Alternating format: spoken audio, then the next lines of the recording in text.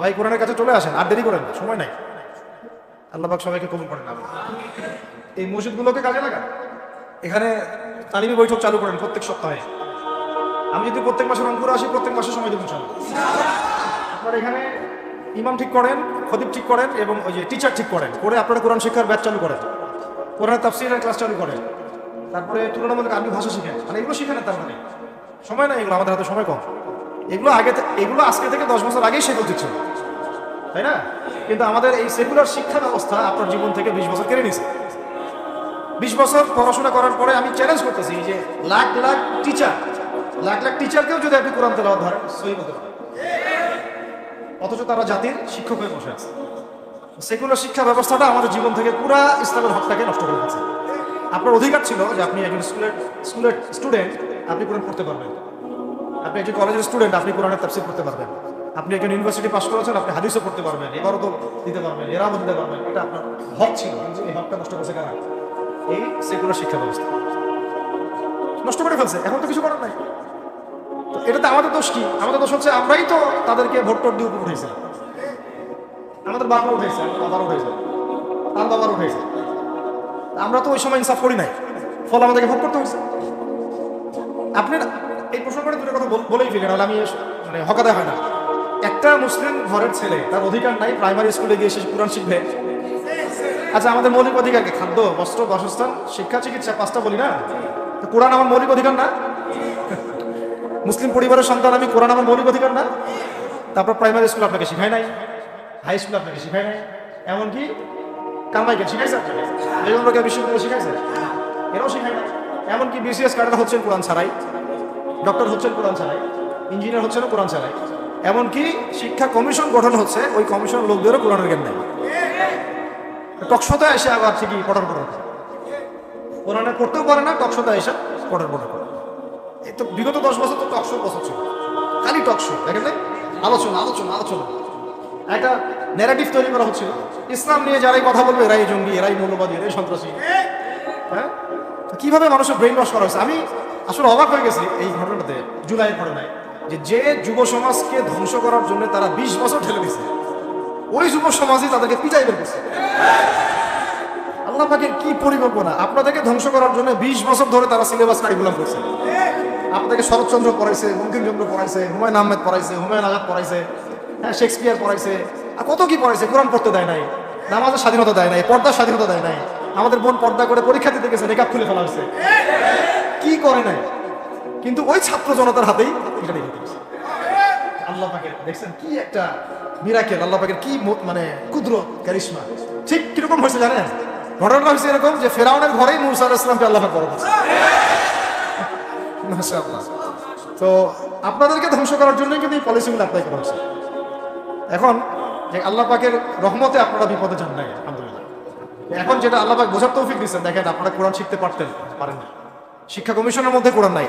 শুধু তাই না, দেখেন 360 জন এমপি মন্ত্রীকে আপনি বসায় দেন, 360 জন এমপি মন্ত্রীকে বসায় তাদের সবাইকে শুধু কিচ্ছু না, আমি বলবো খালি সূরা ফাতিহা তেলাওয়াত করতে হবে। পারলে শুধু মমতাজ পড়তে পারে নাকি? কারণ তার তো বুখারী মুসলিম সিয়াসি এটা পড়া ছিল, তো হয়তো সে পারতে পারে, পারলে তো ভালো, খারাপ কিছু না। ঠিক আছে, তো বাকি কেউ কিন্তু পারবে। এখন প্রিয় ভাইরা, কথা অনেক হয়ে গেছে। মূল কথা হচ্ছে যে আমাদেরকে এখন একটা নতুন উদ্দেশ্য নিয়ে, টার্গেট নিয়ে, একটা মিশন নিয়ে আগামীকাল থেকে পথ চলতে হবে। প্রথম গন্তব্যটা কি? আমরা বাংলাদেশকে একটা মদিনা রাষ্ট্র কায়েম করতে চাই। সেটা যদি করতেই হয়, তাহলে আমাকে কার আদলে করতে হবে, কার সুন্নতে করতে হবে? নবী মুহাম্মদ সাল্লাল্লাহু আলাইহি ওয়াসাল্লামের তরিকায়। এবং কার তরিকার? প্রথম কাজটাই হচ্ছে আগে ইলম শিখতে হবে। কি শিখতে হবে? এই মসজিদগুলোকে কাজে লাগান, মাদ্রাসাগুলোকে কাজে লাগান। এবং 2 নম্বর হচ্ছে ইলম একা একা শেখা যাবে না। ইলম একা একা শেখা যাবে না। 20 বছর তো আপনি একা পড়াশোনা করেন নাই, প্রতিষ্ঠান ছিল, ওস্তাদ ছিল, তাই না? টিচার ছিল, আপনার একাডেমিক কারিকুলাম ছিল। ঠিক ওইরকমই দিনের ইলমও একা একা শেখা যাবে না, ওস্তাদ লাগবে। এবং আলহামদুলিল্লাহ আমাদের বাংলাদেশে ওস্তাদদের অভাব নেই। প্রত্যেক জেলায় জেলায় উপজেলায় সব জায়গাতেই মুহাক্কিক বরেণ্য আলেমগণ আছেন। আর আপনি খুঁজে বের করবেন কে মুহাক্কিক আলেম। আমি কিছু মানে তাদের বৈশিষ্ট্য বলতে পারি যে তারা নিজেকে জাহির করেন, বিনয়ী হন, অহংকারী হন না। তারা এত বেশি আইওয়া শোডাউন এত পছন্দ করেন না, নিজেকে আড়াল করার চেষ্টা করেন, হক কথা বলতে তারা ভয় করেন না, এবং তারা অনেক গভীর জ্ঞান অধিকারী হওয়া সত্ত্বেও অনেক বেশি বিনয়ী হন। এগুলো দেখে আপনি চিনবেন, ঠিক আছে? আমাদের সালাফরাতে বলতেন যে মুহাক্কিক মানুষকে পাবেন দুই জায়গায়, এক হচ্ছে মাটির তলে, একটা হচ্ছে জেলখানা, ঠিক আছে? তো যাই হোক, এখন অনেক বরেণ্য ওলামায়ে কেরাম আমাদের আমাদের সমাজে আছেন, তাদের যে কারোর সাথে অন্তত একজনের সাথে নিসবত রাখে, অন্তত একজনের সাথে নিসবত রাখে, ঠিক আছে? তো এটা আমাদের সৌভাগ্য আলহামদুলিল্লাহ যে বাংলাদেশে বহু মাদ্রাসা, বহু কওমি মাদ্রাসা, আলিয়া মাদ্রাসা, অনেক ধরনের মাদ্রাসা আছে। কিছু সংকীর্ণতা বা কিছু সমস্যা আমাদের মধ্যে থাকতে পারে, এটা যে কোনো জায়গায় থাকতে পারে, কিন্তু আলহামদুলিল্লাহ এই খেদমতটুকু আছে বলেই এখন পর্যন্ত দ্বীন ইসলামকে তারা মিটাইতে পারে নাই। তো এলেম শিখবো এক নাম্বার, দুই নাম্বার হচ্ছে এলেম মুহাক্কিক কোন আলেমের সোহবতে শিখবো, একা একা শিখবো না। তিন নাম্বার হচ্ছে যা শিখবো আমলে নিয়ে আসতে হবে। কি বললাম? যা শিখবো আমলে নিয়ে চলে আসতে হবে, ফেলে রাখা যাবে। আল্লাহ আমাকে তৌফিক দেন, আপনাদের সবাইকে তৌফিক দেন। চার নাম্বার সময় কাজে লাগাইতে হবে, সময় কাজে লাগাইতে হবে, কোনো অবস্থাতেই আর হেলায় ফেলায় সময় নষ্ট করবো না, আমিও করবো না ইনশাল্লাহ, আপনারাও করবেন না ইনশাল্লাহ। পাঁচ নাম্বার হচ্ছে নিজের প্রতিভাকে খুঁজে বের করবে। সবাইকে আল্লাহ কিছু না কিছু প্রতিভা দিয়েছে, প্রতিভা খুঁজে বের করে ইসলামের জন্য কাজে লাগবে। ছয় নাম্বার হচ্ছে যাদের রিজিক হালাল তাদের তো আলহামদুলিল্লাহ কোনো সমস্যা নেই, যাদের হারাম রিজিক আজকে ছাড়তে হবে। কোনো সুদের সাথে সম্পৃক্ত থাকা যাবে না, কোনো ঘুষ, কোনো দুর্নীতি, কোনো মাপে কম দেওয়া, কোনো হারামে আমি খাবো না, কোনো হারামের কাছে যাবো না। আর উত্তরবঙ্গের বড় বড় ফেতনাগুলোর মধ্যে এই সুদী এনজিওদের ফেতনাও আছে, কাদিয়ানিদের ফেতনাও আছে, তাই না? তারপরে আপনার এই যে ইসাই মুসলিমদের একটা ফেতনা আছে না, একটা ফেতনা আছে। তারপরে এই আপনার বিড়ি ফ্যাক্টরি, তামাক ফ্যাক্টরি দেখলে ফেতনা আছে, হারাম খাবার। আবার নতুন করে ইসকনের ফেতনাও উত্তরবঙ্গে দেখা যাচ্ছে। তো এই ফেতনাগুলোকে চিহ্নিত করে আপনাকে বেঁচে থাকতে হবে এবং রিজিকটাকে হালাল করে ফেলতে হবে, ঠিক আছে? এর পাশাপাশি হচ্ছে 6 নম্বর বলবো যে পরিবারগুলো গড়ে তুলতে হবে। প্রত্যেকটা পরিবার হবে একটা দুর্গ, মানে আমার পরিবার হচ্ছে আমার একটা ইসলামিক রাষ্ট্রের মতো। এই পরিবারের মধ্যে অন ইসলামিক কোনো কাজ চলে না। পরিবারের মালিককে আমি না, এখানে কি রাষ্ট্র আমাকে হস্তক্ষেপ করতে পারবে? আমার পরিবার আমার কন্ট্রোলে চলবে, একদম ইসলামিক অনুশাসন অনুযায়ী চলবে, ডানে বামে নড়তে পারবে না। এভাবে আপনাকে শক্ত থাকতে হবে। 7 নম্বর হচ্ছে এখন থেকে তাবলীগের কাজ সবাইকে করতে হবে। কতটুকু করবেন? যতটুকু আপনি জানেন, যতটুকু আপনি জানেন। যেটা জানেন না ওটা নিয়ে কথা বলার দরকার। আর সমাজে কিছু ইখতিলাফি মাসালাগুলো আছে যেগুলোকে নিয়ে কিছু মানে মোটা বুদ্ধির মানুষেরা আর কি মসজিদগুলো ভাগ করে ফেলে, ঠিক আছে? এই পাল্লায় পড়া হবে। ইখতিলাফি মাসালাগুলো সাহাবীদের যুগ থেকেই ছিল, এগুলো নিয়ে মতবিরোধের সুযোগ নাই। এটা তার কাছে এই মাসালাটা অথেন্টিক মনে হয়, সে আমল করতেছে। আমার কাছে এই ফেকের আলোকে এটা বেশি অথেন্টিক মনে হয়, আমি এটা আমল করতেছি। এগুলো নিয়ে কোনো রকমের দ্বন্দ্বে যাবেন না, বরং আমরা এখন ঐক্যবদ্ধ হবো কিসের ভিত্তিতে? আমরা ঐক্যবদ্ধ হবো আকীদা, আমল এবং মানহাজের ভিত্তিতে। আমাদের আকীদা আহলুস সুন্নাহ ওয়াল জামাআর আকীদা থাকবে, আমল থাকবে সাহাবীওয়ালা আমল, এবং মানহাজ থাকবে আমরা সালাফদের আদলে বাংলাদেশে দিন কায়েম করতে চাই। আজকে ইয়াং ভাইদেরকে আমি এখানে একটা নসিহত করতে চাই, আপনাদের জন্য আসা। আলোচনা অনেক শুনছেন জীবনে, নামাজ, রোজা, হজ, যাকাত আলোচনা বহুত শুনছেন আলহামদুলিল্লাহ। এখনো যদি আপনারা নামাজ, রোজা, হজ, যাকাত, তাসবিহ, তাহলিল, জিকির, আজকার, কোরআন তেলাওয়াত, আখলাক ঠিক করা, মুরব্বীদের পরামর্শ নিয়ে চলা, উলামায়ে কেরামের সাথে থাকা, এইগুলো যদি এখনো ঠিক না হয়ে থাকে তাহলে ভাই আপনাদেরকে আমি একদিন সময় দিচ্ছি ঠিক করে। কয়দিন সময় দিলাম? একদিন সময় দিচ্ছি, আপনি ঠিক করে দেন। সব নামাজ ঠিক করে দেন, নিজের গুনাহের জন্য তওবা করেন, হারাম রিজিক থাকলে ছেড়ে দেন, পরিবার না গড়ে থাকলে পরিবার গড়েন, তারপরে রিজিকে হারাম থাকলে ছাড়েন, আপনার সন্তানকে মানুষ করেন, মুহাক্কিক বরেণ্য আলেমদের সোহবতে থাকেন, উলামায়ে কেরামের সাথে থেকে হাত শক্তিশালী করেন, মাদকের সাথে থাকলে ছাড়েন, গান বাজনার সাথে থাকলে ছেড়ে দেন, যত কবিরাগুলো সব ছাড়েন। ছেড়ে নিয়াত করেন যে আগামী যদি আমি 10 বছর বাঁচি 10 বছর, 20 বছর বাঁচলে 20 বছর, 100 বছর বাঁচলে 100 বছর আল্লাহর জন্য ঢেলে দিব। এটা আলোচনা আর আমি নতুন করে করতে যাচ্ছি না, অনেক আলোচনা এগুলো হয়েছে। আলোচনা শুরু হচ্ছে কোথা থেকে? এখন আমাদের কাজ আছে একটা। তো আমাদের কাজ, 1 নম্বর কাজ হচ্ছে এখন পরিবর্তিত বাংলাদেশে কোনো ভারতীয় দালালকে আর জায়গা না, একদম সাফ কথা। বরং প্রত্যেকটা ডিপার্টমেন্টে যেখানেই তারা লুকিয়ে আছে ঘাপটি মেরে, এই প্রত্যেকটা ভারতীয় দালালকে এখান থেকে বের করতে হবে। আমি একা বললে আমি পারবো না, আপনি একা বললে আপনি পারবেন না। প্রত্যেকটা এই বয়ানের জায়গা, মিম্বর, খুতবা, ওয়াজ মাহফিলের প্যান্ডেল, আমাদের রাজনৈতিক দলগুলো, আমাদের ইসলামপন্থী দলগুলো যেগুলো আছে, সবার ইমারত থেকে আওয়াজ টাচ করতে। কারণ এরা যদি আর একটা বার সুযোগ করতে পারে, না থাকবে না থাকবে আপনার দেহ, আর না থাকবে আপনার মাথা। এখনই তো আপনাকে হুমকি দিচ্ছে, এখনই আপনাকে হুমকি দিচ্ছে যে কোনো সময় একটা একটা করে গুপ্ত হত্যা করবে। তার আগে চট্টগ্রাম সাইফুল ইসলাম ভাইকে খুব ভালো লাগছে, এটার বিচার এখন হয় না। যারা মারছে ওদের পক্ষ নিয়ে আমরা আবার সংখ্যালঘুর স্লোগান তুলি। এ কেমন সংখ্যালঘু যে আমার ভাইকে জবাই করে হত্যা করে? হ্যাঁ, সংখ্যালঘু নির্যাতন হচ্ছে ভারতের এক একটা মসজিদ তারা ভাঙতেছে। এটা একটা লক্ষণ। আস্তে আস্তে ওর মানচিত্র মসজিদের মতোই ভেঙে খান হয়ে যাবে। এরা যেমন অখণ্ড ভারত চায়, আমরাও অখণ্ড ভারতই চাই। আমরা চাই অখণ্ড ভারত হবে কালিমা লা ইলাহা ইল্লাল্লাহ মুহাম্মাদুর রাসূলুল্লাহ। আপনারা তো মনে করেন যে ভারত আমাদেরকে ঘিরে রাখছে, তাই না? আসলে ভারতকে আমরা ঘিরে রাখছি। এই দিক থেকে আমরা, এই দিক থেকে চায়না, এখান থেকে নেপাল, এখান থেকে ভুটান, এখান থেকে মায়ানমার, এখান থেকে পাকিস্তান, আর তার চেয়ে বাপ আছে আফগানিস্তান। আছেন আফগানিস্তান? ওদের সাথে কেউ পারছে পর্যন্ত? আফগানের ভাইরা নিজেদেরকে গড়ে নিচ্ছে, বুঝাচ্ছে। এবং কথা হচ্ছে আমরা একটা কাপুরুষতার পরিচয় দিচ্ছি। নেপাল ওকে টাইম দেয় না, ভুটান টাইম দেয় না, মায়ানমার টাইম দেয় না, চায়না তো দেয়ই না। আর আমরা তাকে একেবারে প্রভুর আসলে বসাই দিচ্ছি। আমরা কি দিছি? আমরা ইলিশ দেই, আমরা ট্রানজিট দেই, আমরা রেল দেই, আমরা বন্দর দেই, আমরা আর কি দেই? গ্যাস তো দেই ইনশাআল্লাহ। তারপরে পণ্যগুলো তো দিচ্ছি, গার্মেন্টস দিয়ে দিচ্ছি, আমাদের প্রশাসনের মধ্যে লোকজন দিয়ে দিচ্ছি, কর্মী শ্রমিক দিয়ে দিচ্ছি। এই জন্যই তো বলি, কেন সে স্ট্যাটাস দেয় এই স্বাধীনতা তার স্বাধীনতা। এটাই তার কারণ। তার মানে তারা আমাদের সার্বভৌমত্বটাকে স্বীকার করে না, তাই না? তারা যদি আমাদের স্বাধীনতা সার্বভৌমত্বকে স্বীকার করতোই, তাহলে তো এরকম স্ট্যাটাস দিত। এখন কথা হচ্ছে আমরা মাথা নত করার জাতি না। আমাদের নবী মুহাম্মদ সাল্লাল্লাহু আলাইহি ওয়াসাল্লাম মাথা উঁচু করে দাওয়াতি কাজ করছেন। মার খেলেও কখনো তিনি মাথা নিচু করেন। সাহাবায়ে কেরাম রাদিয়াল্লাহু আনহুম আজমাইন মাথা উঁচু করে দাওয়াতের কাজ করছেন। কারোর সামনে মাথা নত করেন নাই, ইল্লাল্লাহ, আল্লাহ ছাড়া। মার খেয়েছেন, হিজরত করতে হলে হিজরত করেছেন, কখনো মানুষ গালি দিয়েছে, গালি সহ্য করেছেন, কখনো মদিনা চলে যেতে হয়েছে, দেশ ছাড়তে হয়েছে, দেশ ছাড়ছেন। আবার কখনো ইসলামী রাষ্ট্র কায়েম করতে রাষ্ট্র কায়েম করছে, জিহাদ করার দরকার জিহাদও করছে, কেতালের দরকার কেতালও করছে। আস্তে আস্তে মক্কা বিজয় করেন নাই। সিরাত করতে হবে, সিরাতের ধারাগুলো আমাদেরকে বুঝতে হবে। এখন আমরা তো তার উত্তরসূরি, আমরা তাদের উত্তরসূরি। প্রথম কথা হচ্ছে আমরা আমাদের নতজানু মনোভাবটাকে আগে ত্যাগ করতে হবে একটা। আর অতীতের জীবনের যে ভুল ত্রুটিগুলো দ্রুত সংশোধন করতে হবে। এখন আর আমাদের হাতে অনেক লম্বা সময় আছে, এমন কত কি যে দ্রুত হয়ে যাবে আপনি হয়তো ভাবতে পারেন। বিশ্বটা খুব দ্রুত চেঞ্জ হচ্ছে। এই অল্প সময়ের মধ্যে আফগানের ভাইরা দাঁড়ায় গেছে, অল্প সময়ের মধ্যে সিরিয়া দেখলেন যে পরিবর্তন হয়ে যাচ্ছে। কিন্তু বাংলাদেশে এখন সেই অবস্থাটা নাই।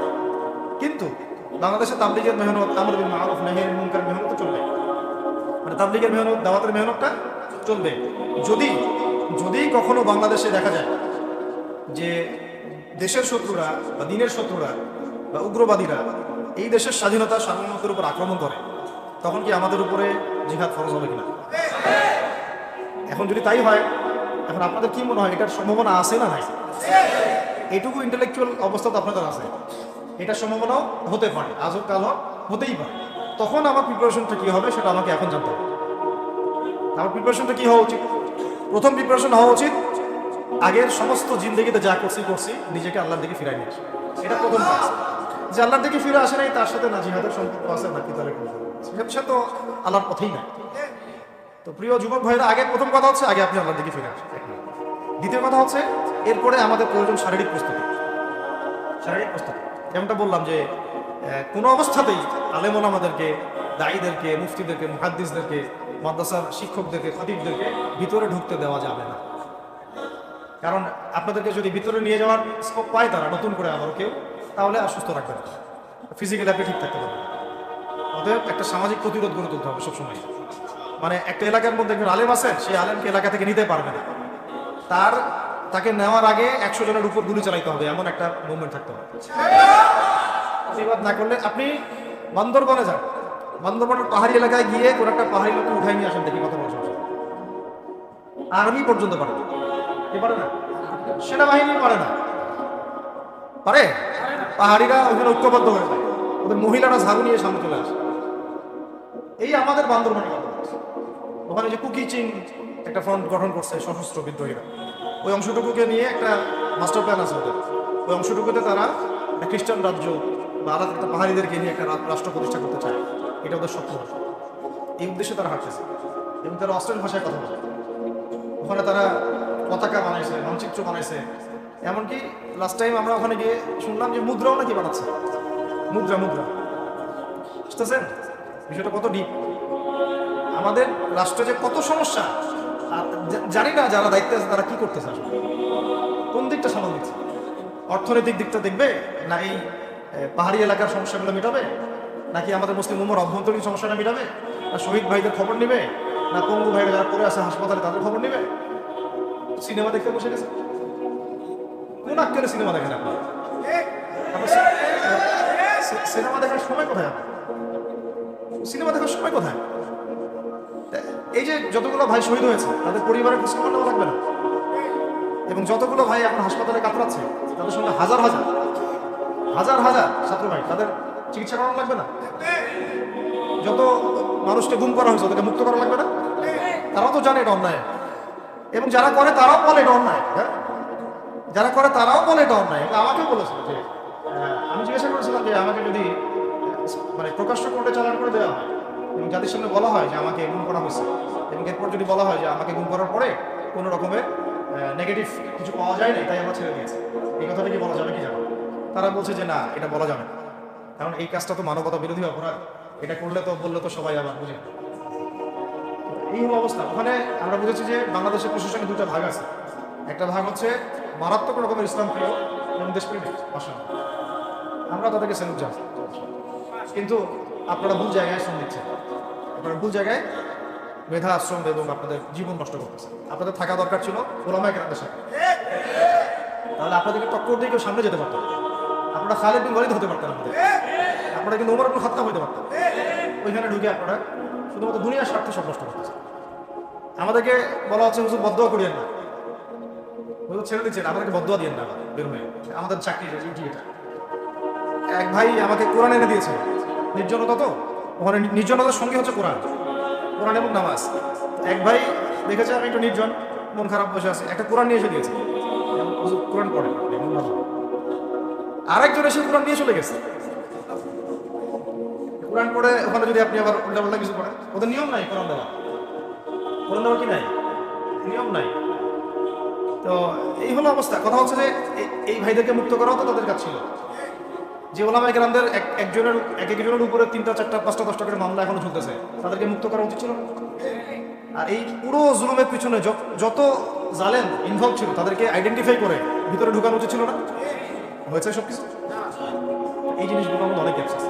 এইগুলো যদি এভাবে চলতে থাকে তাহলে আগামীতে আমরা যদি ইসলামিক রাজনীতি করবো বলে চিন্তা করতেছি বা ইসলামকে রাষ্ট্রক্ষমতা দিতে চাই, আমরা কিন্তু বেদ পাবো, ভালো রকমের বেদ পাই। আর বিগত সময় আমরা অনেক ভুল করছি।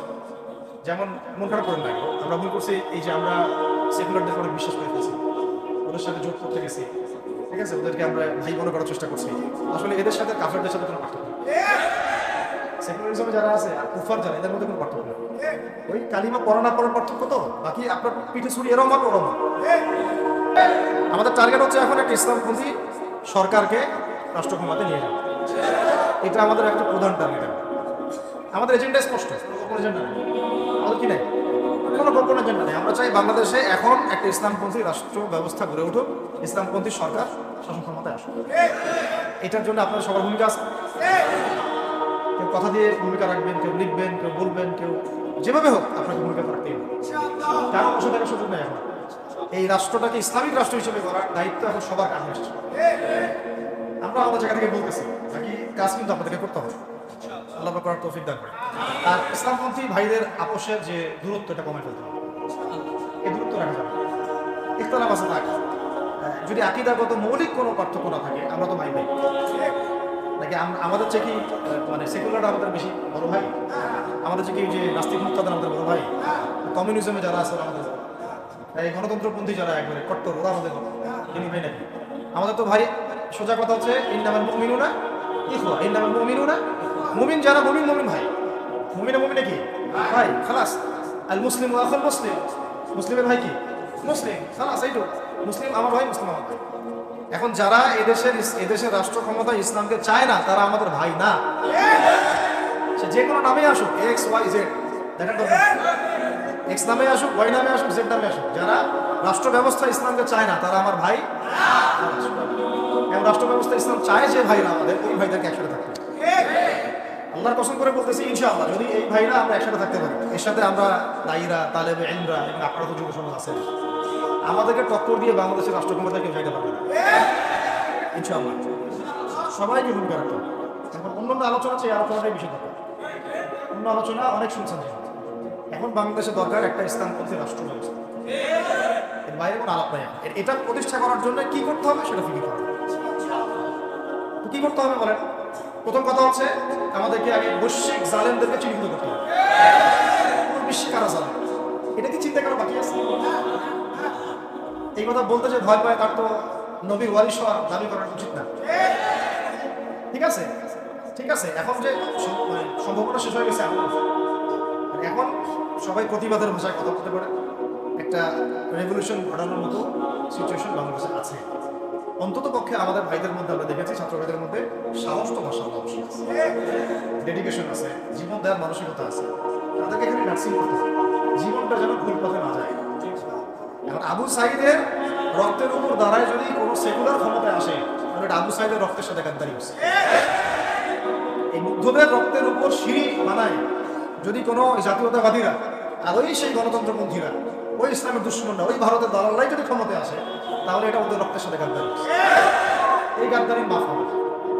এইটা পলাশির যুদ্ধের চেয়ে বড় মির্জাফর হয়েছে, এটা ৭১-এর চেয়ে বড় রাজাকারী হয়েছে। আপনারা বলেন যে দেখেন, ভালো করে বুঝেন, গুম হয়েছে এক শ্রেণী, আমার কথা মন খারাপ করে না, এক শ্রেণী গুম হয়ে গেছে, এক শ্রেণী ক্রস ফায়ার, এক শ্রেণীর শাপলা চত্বরে রক্ত দিছে, তাই নাই? এক শ্রেণী ওলামায়ে কেরাম মামলা নিয়ে ঘুরে বেড়াচ্ছে মাথার উপরে, এক শ্রেণীর ছাত্র ভাইরা রাস্তায় শহীদ হল, আর এক শ্রেণীর ছাত্র ভাইরা পঙ্গু হয়ে হাসপাতালে বেডে পড়ে আছে, ক্ষমতায় গেছে নতুন এক শ্রেণী। হ্যাঁ, এবং ওখানে এমন কিছু মানুষ আছে যাদের সাথে আন্দোলনের কোনো সম্পর্ক ছিল, সম্পূর্ণ উড়ে এসে দূরে বসতে পারে। তাহলে এখানে ইসলামিক রাজনৈতিক দলগুলোকে সামনে রাখা যেত, তাদের থেকে তো উপদেষ্টা একটাও নেই। জামাত ইসলাম থেকে একটা উপদেষ্টা নিয়েছে, হেফাজত ইসলাম থেকে কোনো উপদেষ্টা নিয়েছে, আমাদের চরমনায় থেকে একটা উপদেষ্টা নিয়েছে কিনা বলেন? তার মানে রাষ্ট্র গঠনে আমাদের কোনো ভূমিকা নাই না। আমাদেরকে বুঝাইছে যে আপনারা পরে আসেন, ইলেকশন দিব, তখন আপনারা ইলেকশন করবেন। কাকে বিশ্বাস করছেন? বিশ্বাসটা করবেন কাকে? যখন মোস্তফা সারাফ ফারুকের মধ্যে একজন উপদেষ্টা হচ্ছে, বিশ্বাসটা করবেন? সারা জীবন মানুষকে পরকে শিখাচ্ছে, তার কোন যোগ্যতায় সে উপদেষ্টা হচ্ছে? আচ্ছা, এটা কাজ করেন, এটার উপদেষ্টা করার জন্য একটা পরীক্ষা নেন না, দেখেন না এটা পাস করেন। অথবা আপনি একটা কাজ করেন, ইসলামিক সেন্সের পরীক্ষা নেন, দেখেন কোরআন তেলাওয়াত করতে পারে কিনা। কিসের ভিত্তিতে হবে? এই যে এই সমস্যাগুলো থেকে গেছে, তারপরেও যা হয়ে গেছে হয়ে গেছে। এখন আমাদের যেটা কথা সেটা হচ্ছে, আমরা তো কোনো বিদ্রোহে যেতে চাই না, আমরা যে শান্তিপূর্ণভাবে ইসলাম প্রতিষ্ঠা করতে, কিন্তু প্রয়োজনে যদি তারা মানে আমাদের উপর জুলুমের ভাষা বেছে নেয়, তাহলে আমরা অবশ্যই এবার প্রতিবাদের ভাষা বেছে নিতে চাই। সবার আগে জরুরি হচ্ছে যুবকদেরকে এক কাতারে থাকা, ইসলামপন্থী ভাইদের সাথে থাকা, ইসলামী সংগঠনের সাথে থাকা, এবং নাম XYZ যেটাই হোক না কেন, নাম XYZ হতে পারে, আপোষে ভাই ভাই হতে পারে। এটাতে যদি ভাই আমরা এবার ভুল করি, আল্লাহর কসম করে বলতেছি, আল্লাহ না করুক, এরপরে যদি মায়ের আসে, আপনি বাঁচবেন না, ইনশাআল্লাহ ওই দিন আসবে না। আর আমরা যদি ইনশাআল্লাহু আজ্জা ওয়া জাল্লা যদি আমরা এটাকে মদিনা রাষ্ট্র বানাতে পারি, এই বাংলাদেশকে যদি আমরা একটা মদিনা রাষ্ট্র বানাতে পারি, ইনশাআল্লাহ কালকে গাছ বদল হিন্দু হবে। ওটার জন্য রেডি আমরা। পাকিস্তানের কাছে কি শুনবো, আছে খালি 10টা 12টা পারমাণবিক নেই, তাতেই ভয়ে কাঁপতে থাকে। চায়না খালি একটু ভয় দেখায় যে আগাইলে কিন্তু চিকেন নিয়ে নিব, আগাইলে কিন্তু চিকেন নিয়ে গিলে নেব। চায়নার ওই ছোট ছোট যোদ্ধাদের কাছে যে মাইকটা খায়, আর আমাদের এখানে দেখা যায় যে সীমান্তর মধ্যে একটা কৃষকও যদি সীমান্ত থেকে দূরেও হাল চাষ করে, ওকে গুলি করে ফেলে। ফেলানি, ফেলানির কথা ভুলে গেছেন আমাদের বোন না? এরকম কতগুলো মানুষকে সীমান্ত হত্যা করে মারা হয়েছে। আজকে গুগলে গিয়ে সার্চ করে দেয় কতগুলো মানুষকে বিগত 15 বছরে সীমান্ত হত্যা করা হয়েছে। এখানে আমাদের স্বাধীনতার প্রশ্ন আসে না, এখানে গণতন্ত্রের কথা আসে না, সার্বভৌমত্বের কথা আসে না, না, বরং তারা ক্ষমতার জন্য ওদের কাছে ইমান বিক্রি করে দিয়েছে। ক্ষমতার জন্য এই উগ্রদের কাছে, উগ্র হিন্দুত্ববাদীদের কাছে ওরা তাদের ইমান, ওদের আমল, ওদের তাকওয়া, ওদের দিন সব বিক্রি করে দিয়েছে। এই জন্য আমি আগে বলেছি একটা লেকচারে যে আমরা যদি বিরিয়ানি খেতে চাই, আপনি যদি বিরিয়ানি খেতে চান একটা পাত্র নেবেন কিনা? আচ্ছা, পাত্রটা যদি ময়লা থাকে খাবেন? পাত্র অনেক ময়লা আছে, আপনি ওইখানেই বিরিয়ানি ঢালবেন, তাহলে খাওয়া শুরু করবেন? সবার আগে আপনি কি করেন? এটাকে ধোন, পরিষ্কার করেন, তাই না? বাংলাদেশকে যদি আপনি ইসলামী রাষ্ট্র হিসেবে করতে চান, আগে এই দেশের মধ্যে যে পয়জনগুলো আছে এগুলো সমস্ত পয়জনকে ধুয়ে সাফ করতে হবে। তারপরে যে খেলাফা বা শরিয়া বা ইমারা, যেটাই আসুক, ইমারা এক জিনিস, খেলাফা আর এক জিনিস। আমি এক কথায় বোঝাচ্ছি ইসলামী রাষ্ট্র ব্যবস্থা, ইসলামী রাষ্ট্র ব্যবস্থা। যদি ইসলামী রাষ্ট্র ব্যবস্থা তারপরে আসে, জমিন সাফ করার পরে, তখন সেটা সাস্টেইন করতে চান। আর যদি ময়লার মধ্যেই ইসলামী রাষ্ট্র কায়েম করতে চান, তখন হবে উদাহরণটা এরকম যে আপনি এই নোংরা ড্রেনের মধ্যে নেমে যায় সাবান মাখা শুরু করছে, হাততে করতে হবে, বরং ওই নোংরাই আপনাকে খেয়ে ফেলবে। ঠিক আছে, ডেমোক্রেটিক সিস্টেমের মধ্য দিয়ে যদি আমাদের ভাইরা ক্ষমতা যেতে পারে, যায় না, সমস্যা কিছু নেই। এটা কতটুকু জায়েজ না জায়েজ, হারাম সুন্নাত, এদিকে আমি আছি এবং এটা নিশ্চিত তারাও জানে এটা সুন্নাত, তারাও জানে এটা কি না সুন্নাত পদ্ধতি না। কারণ রাসূলুল্লাহ সাল্লাল্লাহু আলাইহি ওয়াসাল্লাম দাওয়াতের মধ্য দিয়ে এবং সশস্ত্র যুদ্ধের মধ্য দিয়ে মানে মক্কা বিজয় করেছেন। দাওয়াতের মধ্য দিয়ে তিনি মদিনা রাষ্ট্র কায়েম করেছেন। তারপরে মদিনা রাষ্ট্রকে বেস করে আস্তে আস্তে আরো রাষ্ট্রকে এক্সপেন্ড করেছেন। বদর, উহুদ, খন্দক, খায়বার এগুলো হয়েছে, আস্তে আস্তে মক্কা বিজয় হয়েছে। মূল ছিল আগে মদিনা রাষ্ট্রটা কায়েম করা। তো আমরা যে কোনো ভাবেই হোক মদিনা রাষ্ট্রটা আমাদের কায়েম করতে হবে। তারপরে ইনশাআল্লাহ তাআলা দেখবেন, হ্যাঁ, ওই অখণ্ড ভারত আমরাও কায়েম করতে চাই। সংখ্যা দিয়ে কিচ্ছু না, ওদের সংখ্যাকে আমরা ভয় পাই, ওদের সংখ্যাকে ভয় পাওয়ার কিছু নেই, সংখ্যাকে ভয় পাওয়ার কিছু নেই।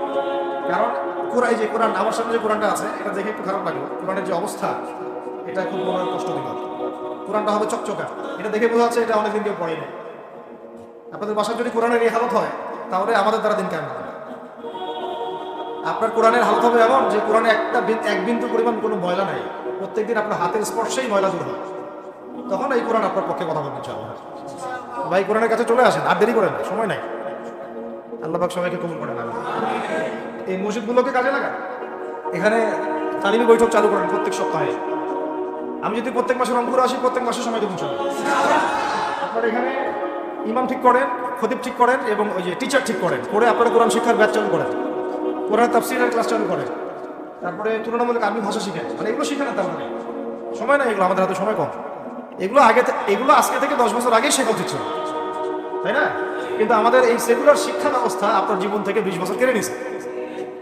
20 বছর পড়াশোনা করার পরে আমি চ্যালেঞ্জ করতেছি যে লাখ লাখ টিচারকেও যদি আপনি কোরআন তেলাওয়াত ধরেন, সহি বলতে পারেন, অথচ তারা জাতির শিক্ষক হয়ে বসে আছে। সেকুলার শিক্ষা ব্যবস্থাটা আমার জীবন থেকে পুরা ইসলামের হকটাকে নষ্ট করে ফেলছে।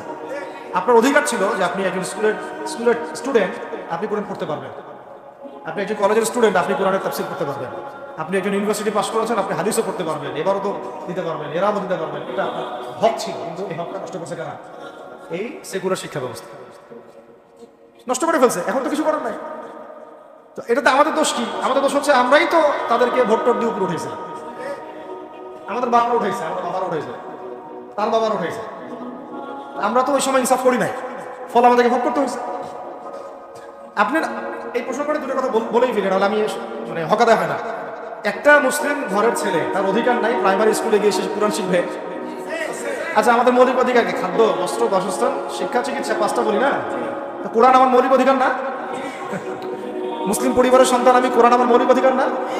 তারপর প্রাইমারি স্কুল আপনাকে শিখায় নাই, হাই স্কুল আপনাকে শিখায় নাই, এমনকি কালমাইকে শিখাইছে, আপনাকে বেগম রোকেয়া বিশ্ববিদ্যালয়ে শিখাইছে, এরাও শিখায় নাই।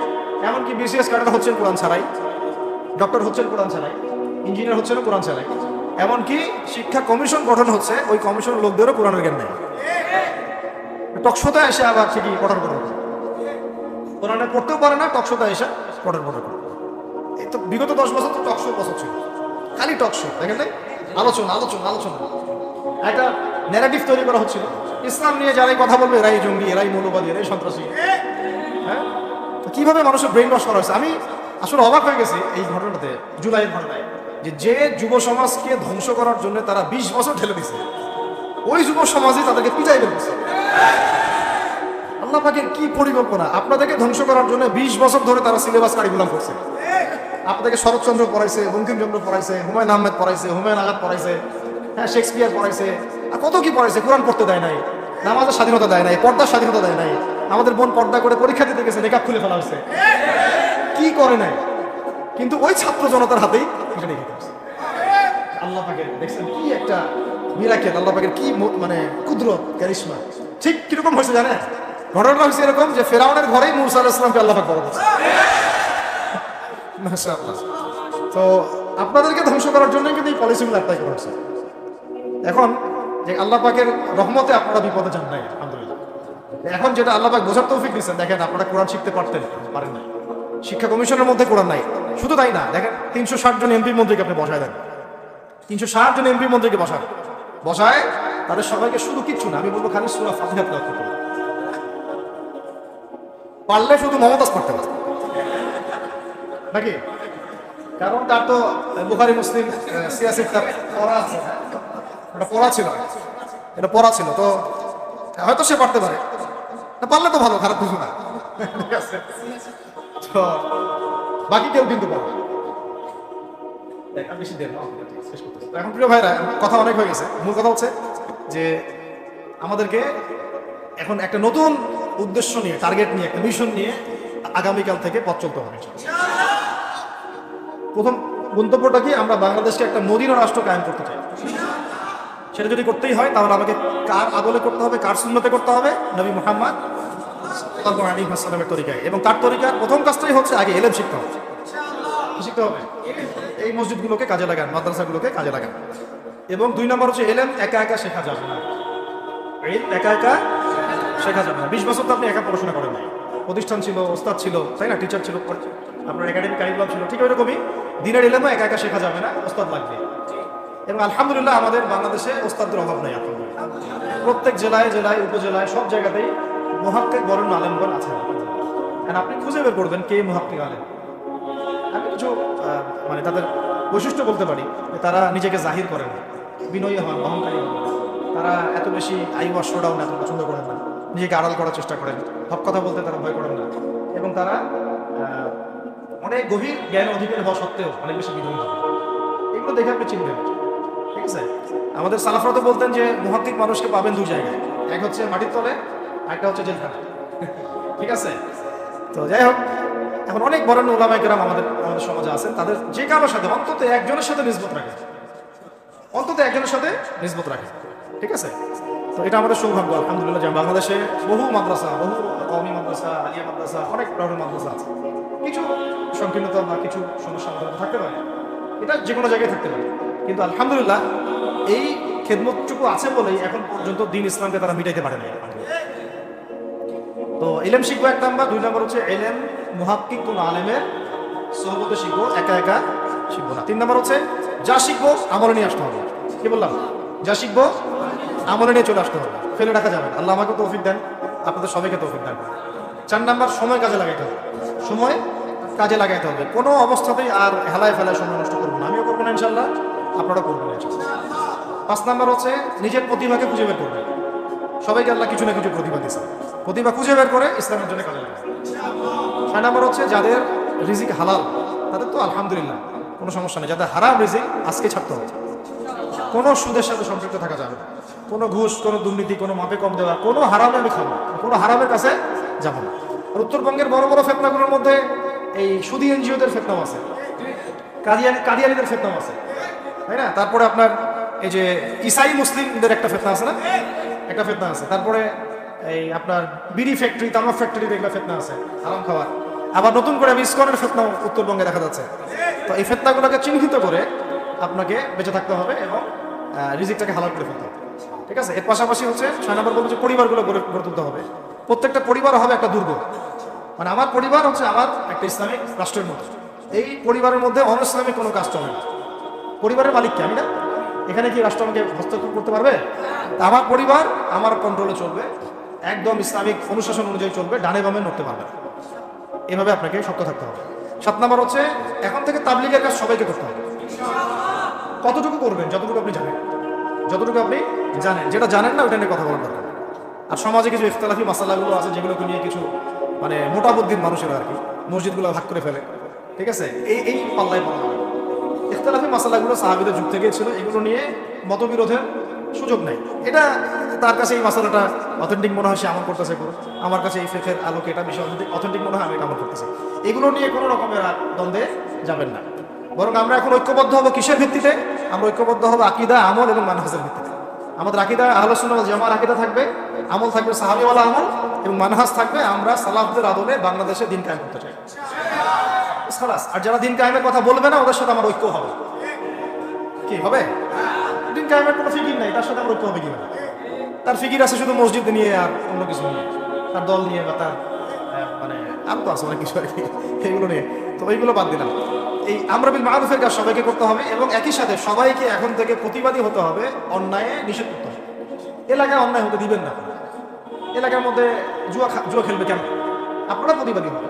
এখানে গাঁজা খাবে কেন? আপনি প্রতিবাদী হবেন। মাদকের আকার হবে কেন? আপনারা প্রতিবাদ করবেন। এখন তো আপনি পুলিশ প্রশাসনের অপেক্ষা বসে থাকার সময় নাই তো এখন। একজন নেককার মুত্তাকি পরহেজগার মানুষ প্রত্যেকটা এলাকায় থাকা দরকার। আপনাদের মধ্যে একটা জামাআ বা কমিউনিটি থাকা দরকার, মানে একটা অ্যাসোসিয়েশন থাকা দরকার যারা ওই এলাকাকে সংস্কারের কাজ করবে, অথবা বৃহত্তর সংগঠন যেগুলো আছে বাংলাদেশে তাদের অঙ্গ সংগঠন হিসেবে আপনারা কাজ করতে পারেন। মানে একটা চেইন অফ কমান্ড গড়ে তুলতে হবে দেশে। এটা আমরা অলরেডি আছে, এবং নতুন করেও যদি কেউ চায় যে আমি কিছু অ্যাসোসিয়েশন করবো যেটা আমরা মারুফের কাজ করবে, নেহির মুনকারের কাজ করবে, তাহলে এটা করতে পারবে। আর এর সাথে আমি বলবো যে আমাদের জান, মাল, সময়, শ্রম, কটা কথা বললাম? জান, মাল, সময় এবং শ্রম। জান, আমাদের মাল, আমাদের সময়, আমাদের শ্রম, এই চারটা জিনিস আল্লাহর জন্য ওয়াকফ করে দিতে হবে। দুনিয়াতে মুসাফির আমরা, দুনিয়াতে কি আমরা মুসাফির। আমাদেরকে পাঠানোই হয়েছে আল্লাহর ইবাদত করার জন্য। এবং শুধু একা ইবাদত করবো কেন? আমি কি স্বার্থপর? আমার পরিবারটাও করতে হবে, এবং শুধু পরিবার কেন করবো, আমার সমাজটাও করতে হবে, আমার রাষ্ট্রটাকেও করতে হবে। কারণ রাষ্ট্রীয় কাঠামোতে ইসলাম না থাকলে আমি সমাজ চেঞ্জ করতে পারবো না। সহজ কথা, সব কথা কিন্তু ওই গোড়াতে গিয়ে ঠেকতেছে। কারণ রাষ্ট্র ব্যবস্থা যদি ইসলাম না যায়, রাজনীতির মধ্যে ইসলাম যদি না যায়, এবং একটা ইসলামিক শরিয়া ভিত্তিক বা ইমারা ভিত্তিক রাষ্ট্র যদি কায়েম না হয়, এই শব্দগুলো হয়তো তারা বোঝে না। মানে ইসলামী একটা রাষ্ট্র ব্যবস্থার কাঠামো যদি না থাকে, তাহলে আপনি ব্যাংকিং সিস্টেমকে সংস্কার করতে পারবেন, সুদের মধ্যে সংস্কার আনতে পারবেন, শুধু এনজিওর বিরুদ্ধে আপনি কোনো পদক্ষেপ নিতে পারবেন না, আপনি সমাজের এই যে ফাসাদ, নোংরামি, এগুলো বন্ধ করতে পারবেন, আপনি এই যে কাদিয়ানি মতবাদের বিরুদ্ধে কিছু করতে পারবেন, ওদের অর্থনৈতিক দানা আপনি কাটতে পারবেন না, ওদের পলিটিক্যাল সাপোর্ট আপনি কাটতে পারবেন না। তারপরে ওই জায়গায় ইসলাম না গেলে এই সাংস্কৃতিক আগ্রাসনগুলো কাটাতে পারবেন না। পাশের প্রতিবেশী রাষ্ট্রদের যে আগ্রাসী ভূমিকা, এগুলোর ব্যাপারে আপনি কোনো পদক্ষেপ নিতে পারবেন না। তাই ওই জায়গা পর্যন্ত যদি না যেতে পারি আমরা, তাহলে কথাগুলো শুধু বলাই হবে, কোনো বাস্তবায়ন হবে। অতএব আমাদের মূল কাজ একটাই, ওই উপরের লেভেলে ইসলামকে নিয়ে যাবো। এই কাজগুলোর মধ্য দিয়ে আমরা ইসলামকে নিয়ে যাবো ইনশাআল্লাহ। আর সর্বোপরি আসন্ন সময়গুলোতে যখন ওলামায়ে কেরাম, আমাদের বরেণ্য আলেমগণ, আমাদের বরেণ্য ওস্তাদগণ, এবং আমাদের তুল্লাবরা, আমাদের জামাআগুলো, আমাদের ইমারাগুলো, এবং আমাদের ইসলামী সংগঠনগুলো, তারা যখন মাঠে থাকবে, তখন তাদেরকে একা ছেড়ে দেওয়া যাবে না। মই দিয়ে গাছে উঠায় মই টানা যাবে না। শাপলা চত্বরে এই কাজটা করছেন আপনারা, কিন্তু শাপলাতে কিন্তু এই কাজটা হয়েছে। ওখানে কিন্তু এতগুলো ভাইয়ের ওখানে শহীদ হওয়ার কথা ছিল না, এত সহজ ছিল না বিষয়টা। কিন্তু কিছু ভাই ছিল ওখানে আমাদের সাথে প্রতারণা করেছে, মই দিয়ে আমাদের কিন্তু মই টেনে নিছে, আমাদেরকে উপরে উঠে গেছে। এরপর থেকে তো কত জেল, কত জুলুম, কত মামলা মোকদ্দমা, কত গুণ হয়ে গেল। শাপলার পর থেকে হিসাব করেন। এবার এই ভুলগুলো আর করতে যায় না, এই মুনাফিকিগুলো আর কেউ করতে যায় না। আল্লাহর রাস্তা আপনারা ওলামায়ে কেরামদের সাথে থাকেন, হাত শক্ত করেন, মই দিয়ে আবার গাছে উঠায় মই টানে নিয়ে। আপনারা তো মনে করেন যে ভারত আমাদেরকে ঘিরে রাখছে, তাই না? আসলে ভারতকে আমরা ঘিরে রাখছি।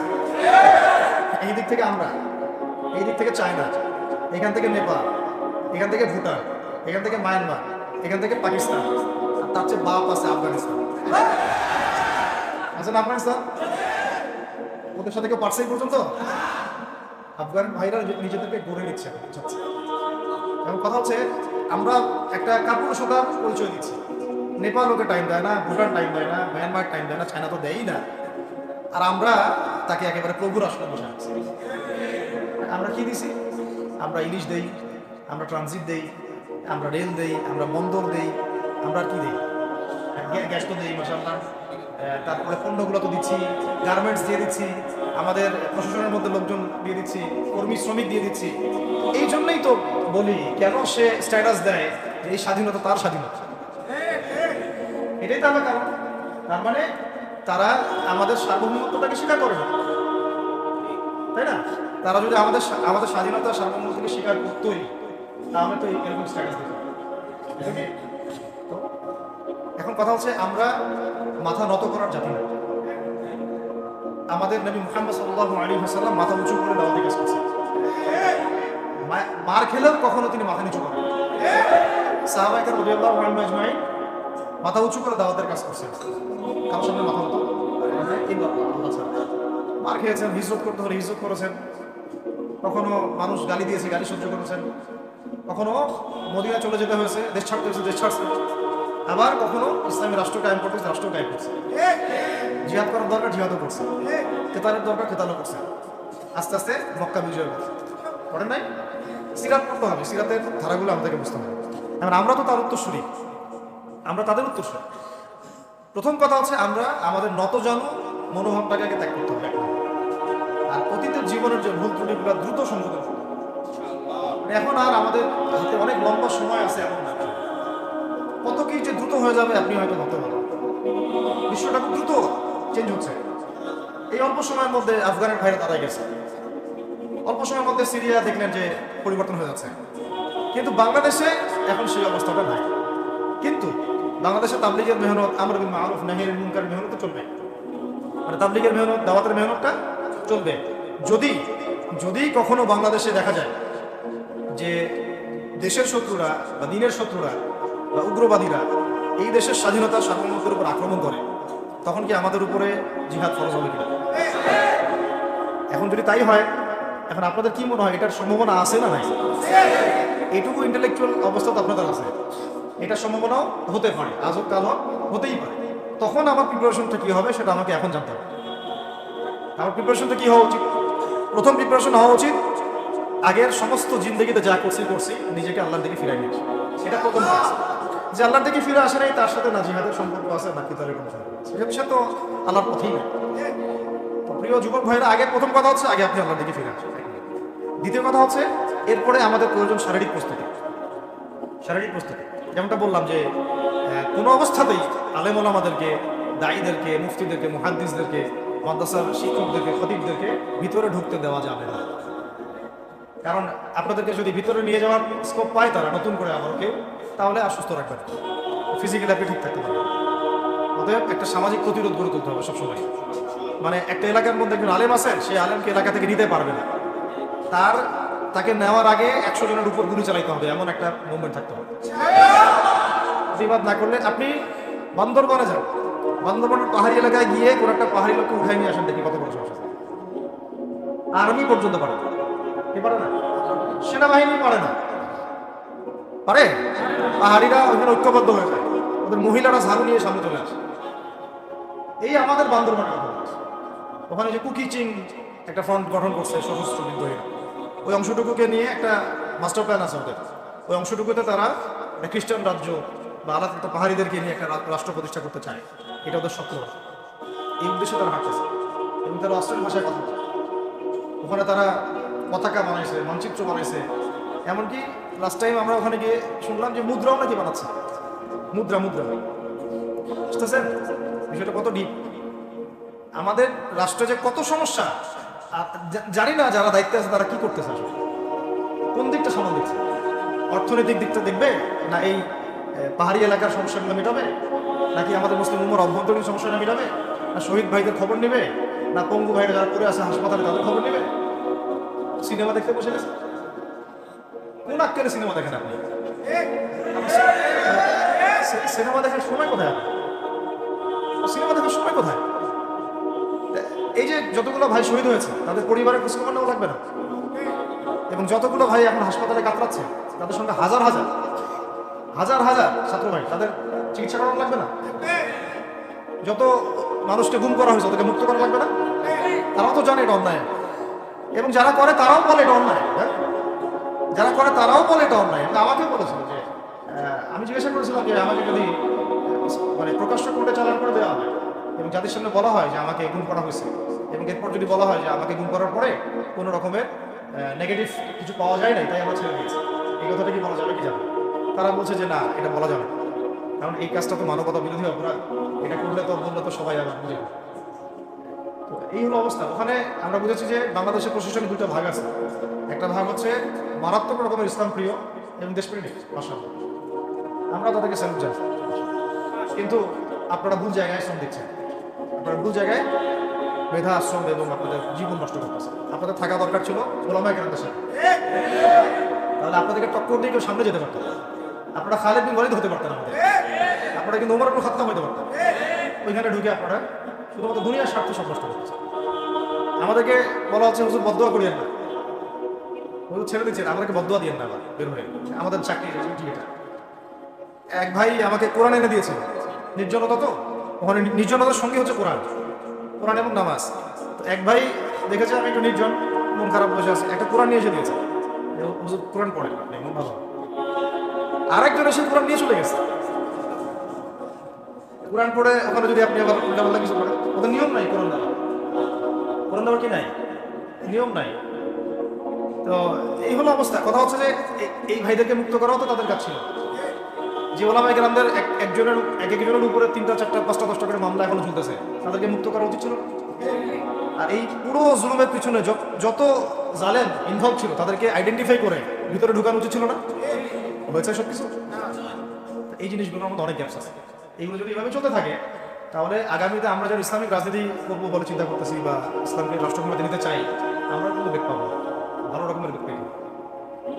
আর বিগত সময় আমরা অনেক ভুল করছি, যেমন মন খারাপ করেন না, আমরা ভুল করছি এই যে আমরা সেকুলারদের অনেক বিশ্বাস করে গেছি, ওদের সাথে জোট করতে গেছি, ঠিক আছে, ওদেরকে আমরা ভাই মনে করার চেষ্টা করছি।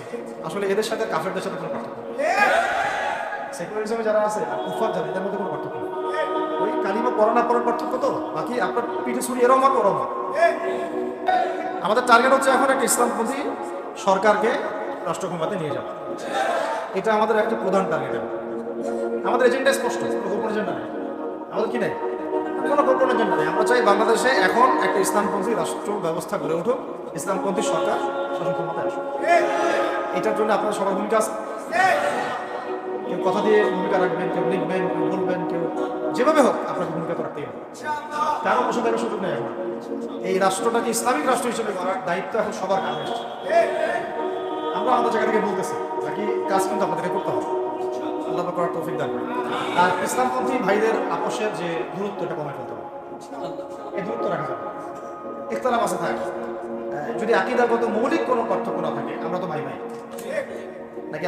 আমাদের চেয়ে কি মানে সেকুলার আমাদের বেশি বড় ভাই? আমাদের চেয়ে কি যে নাস্তিক মুক্তাদের আমাদের বড় ভাই? কমিউনিজমে যারা আছে, এই গণতন্ত্রপন্থী যারা একবারে কট্টর, ওরা আমাদের ভাই নাকি? আমাদের তো ভাই, সোজা কথা হচ্ছে ইন্নামাল মুমিনুনা ইখওয়া, ইন্নামাল মুমিনুনা, মুমিন যারা মুমিন ভাই, মুমিনা মুমিনে কি ভাই, খালাস। আল মুসলিম আখুল মুসলিম, মুসলিমের ভাই কি মুসলিম, খালাস, এইটুকু। মুসলিম আমার ভাই, মুসলিম আমার ভাই। এখন যারা এদেশের রাষ্ট্র ক্ষমতা ইসলামকে চায় না, তারা আমাদের ভাই না। সে যে কোনো নামে আসুক, এক্স ওয়াই জেড, দেখেন তো, এক্স নামে আসুক, ওয়াই নামে আসুক, জেড নামে আসুক, যারা রাষ্ট্র ব্যবস্থা ইসলামকে চায় না, তারা আমার ভাই। এবং রাষ্ট্র ব্যবস্থা ইসলাম চায় যে ভাইরা আমাদের, ওই ভাইদেরকে একসাথে থাকতে হবে। আল্লাহর কসম করে বলতেছি, ইনশাআল্লাহ যদি এই ভাইরা আমরা একসাথে থাকতে পারি, এর সাথে আমরা দায়ীরা, তালেবে ইলমরা, আপনারা তো যুব সমাজ আছেন, আমাদেরকে টক্কর দিয়ে বাংলাদেশের রাষ্ট্র ক্ষমতায় কেউ যাইতে পারবে না ইনশাআল্লাহ। সবাইকে ভূমিকা রাখতে হবে। এখন অন্যান্য আলোচনা আছে, এই আলোচনাটাই বেশি দরকার। বরং আমরা এখন ঐক্যবদ্ধ হবো কিসের ভিত্তিতে? আমরা ঐক্যবদ্ধ হবো আকীদা, আমল এবং মানহাজের ভিত্তিতে। আমাদের আকীদা আহলুস সুন্নাহ ওয়াল জামাআর আকীদা থাকবে, আমল থাকবে সাহাবীওয়ালা আমল, এবং মানহাজ থাকবে আমরা সালাফদের আদলে বাংলাদেশে দিন কায়েম করতে চাই। খালাস। আর যারা দিন কায়েমের কথা বলবে না, ওদের সাথে আমার ঐক্য হবে। কি হবে? দিন কায়েমের কোনো ফিকির নাই, তার সাথে আমার ঐক্য হবে কিভাবে? তার ফিকির আছে শুধু মসজিদ নিয়ে আর অন্য কিছু নিয়ে, তার দল নিয়ে বা তার আর তো আছে না কিছু, এগুলো নিয়ে। তো ওইগুলো বাদ দিলাম। এই আমর বিল মারুফের কাজ সবাইকে করতে হবে, এবং একই সাথে সবাইকে এখন থেকে প্রতিবাদী হতে হবে, অন্যায় নিষেধ করতে হবে। এলাকায় অন্যায় হতে দিবেন না। এলাকার মধ্যে জুয়া খেলবে কেন? আপনারা প্রতিবাদী হবেন। এখানে গাঁজা খাবে কেন? মাদকের আকার হবে কেন? আপনারা প্রতিবাদ করবেন। এখন তো আপনি পুলিশ প্রশাসনের অপেক্ষায় বসে থাকার সময় নাই তো। একজন নেককার, মুত্তাকি, পরেশগার মানুষ প্রত্যেকটা এলাকায় থাকা দরকার। আপনাদের মধ্যে একটা জামাআ বা কমিউনিটি থাকা দরকার, মানে একটা অ্যাসোসিয়েশন থাকা দরকার, যারা ওই এলাকাকে সংস্কারের কাজ করবে, অথবা বৃহত্তর সংগঠন যেগুলো আছে বাংলাদেশে, তাদের অঙ্গ সংগঠন হিসেবে আপনারা কাজ করতে পারেন। আল্লাহ পাক তৌফিক দান করুন। আর একটা চেইন অফ কমান্ড গড়ে তুলতে হবে দেশব্যাপী। এটা আমরা অলরেডি আছে, এবং নতুন করেও যদি কেউ চায় যে আমি কিছু অ্যাসোসিয়েশন করবো যেটা আমরা মারুফের কাজ করবে, নেহিরের মুনকারের কাজ করবে, তাহলে এটা করতে পারেন ইনশাআল্লাহ। আর এর সাথে আমি বলবো যে আমাদের জান, মাল, সময়, শ্রম, কটা কথা বললাম? জান, মাল, সময় এবং শ্রম। জান, আমাদের মাল, আমাদের সময়, আমাদের শ্রম, এই চারটা জিনিসকে আল্লাহর জন্য ওয়াকফ করে দিতে হবে। দুনিয়াতে মুসাফির, আমরা দুনিয়াতে কি আমরা মুসাফির, আমাদেরকে পাঠানোই হয়েছে আল্লাহর ইবাদত করার জন্য। এবং শুধু একাই ইবাদত করবো কেন, আমি কি স্বার্থপর? আমার পরিবারটাও করতে হবে। এবং শুধু পরিবার কেন করবো, আমার সমাজটাও করতে হবে, আমার রাষ্ট্রটাকেও করতে হবে। কারণ রাষ্ট্রীয় কাঠামোতে ইসলাম না থাকলে আমি সমাজ চেঞ্জ করতে পারবো না। সহজ কথা, সব কথা কিন্তু ওই গোড়াতে গিয়ে ঠিকতেছে। কারণ রাষ্ট্র ব্যবস্থায় যদি ইসলাম না যায়, রাজনীতির মধ্যে ইসলাম যদি না যায়, এবং একটা ইসলামিক শরিয়া ভিত্তিক বা ইমারা ভিত্তিক রাষ্ট্র যদি কায়েম না হয়, এই শব্দগুলো হয়তো তারা বুঝে না, মানে ইসলামী একটা রাষ্ট্র ব্যবস্থার কাঠামো যদি না থাকে, তাহলে আপনি ব্যাংকিং সিস্টেমকে সংস্কার করতে পারবেন না, সুদের মধ্যে সংস্কার আনতে পারবেন না, শুধু এনজিওর বিরুদ্ধে আপনি কোনো পদক্ষেপ নিতে পারবেন না, আপনি সমাজের এই যে ফাসাদ, নোংরামি, এগুলো বন্ধ করতে পারবেন না, আপনি এই যে কাদিয়ানি মতবাদের বিরুদ্ধে কিছু করতে পারবেন না, ওদের অর্থনৈতিক দানা আপনি কাটতে পারবেন না, ওদের পলিটিক্যাল সাপোর্ট আপনি কাটতে পারবেন না। তারপরে ওই জায়গায় ইসলাম না গেলে এই সাংস্কৃতিক আগ্রাসনগুলো কাটাতে পারবেন না। পাশের প্রতিবেশী রাষ্ট্রদের যে আগ্রাসী ভূমিকা, এগুলোর ব্যাপারে আপনি কোনো পদক্ষেপ নিতে পারবেন না।